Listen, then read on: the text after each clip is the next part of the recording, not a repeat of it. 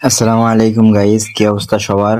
আজকে আপনাদের সামনে দেখাবো হচ্ছে কিভাবে একটা সাসপেন্ড আইডি ব্যাক করতে হয়। সো আপনারা প্রথমে ওই যে আপিল লেখা দেখতে পাচ্ছেন, আপিলে চাপ দিবেন।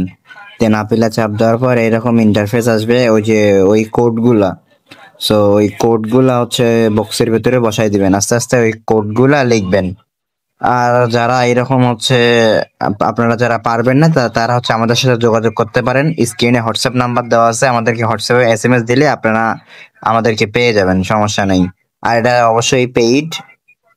সো তারপর কন্টিনিউ চাপ দিবেন। কন্টিনিউ চাপ দেওয়ার পর এইখানে হচ্ছে আপনার হচ্ছে ভেরিফিকেশন সেলফি, যদি সেলফি অপশন থাকে আপনার হচ্ছে আইডিতে, যেই হচ্ছে পিক ছিল বা যেই সেলফি ছিল আপনার, যেহেতু আপনার পার্সোনাল আইডি, সো আপনার একটা সেলফি ওইখানে ওই যে চুজ ফাইলে চাপ দিয়ে মানে আপনার একটা সেলফি দিবেন। আর যদি এখানে যদি কার্ড সাবমিট অপশন থাকে তাহলে হচ্ছে আপনারা হচ্ছে আপনাদের এনআইডি কার্ড, ফেসবুকের সাথে নাম জন্ম তারিখের মিল আছে এমন একটা এনআইডি কার্ড যদি থাকে তাহলে ওইটা দিবেন। যেহেতু আমার এখানে সেলফি অপশন চাচ্ছে তো আমি সেলফিটা দিয়ে দিলাম।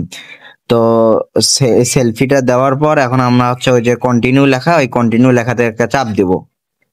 সো এই কন্টিনিউ লেখাতে চাপ দিলে আপনাদের সামনে একটা ইন্টারফেস আসবে।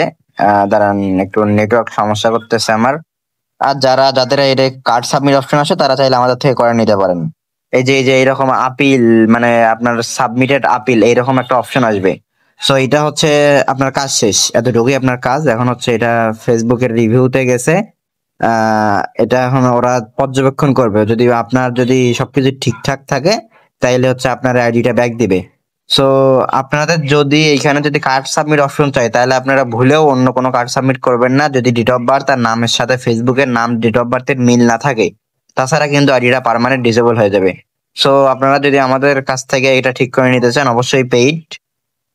সো কিছুক্ষণ অপেক্ষা করবেন, অপেক্ষা করার পরে যে ঢুকে যাবেন, এই যে আইডিটা ব্যাক চলে আসছে দেখেন, নামটা লক্ষ্য করবেন, এই আইডিটা ব্যাক চলে আসছে।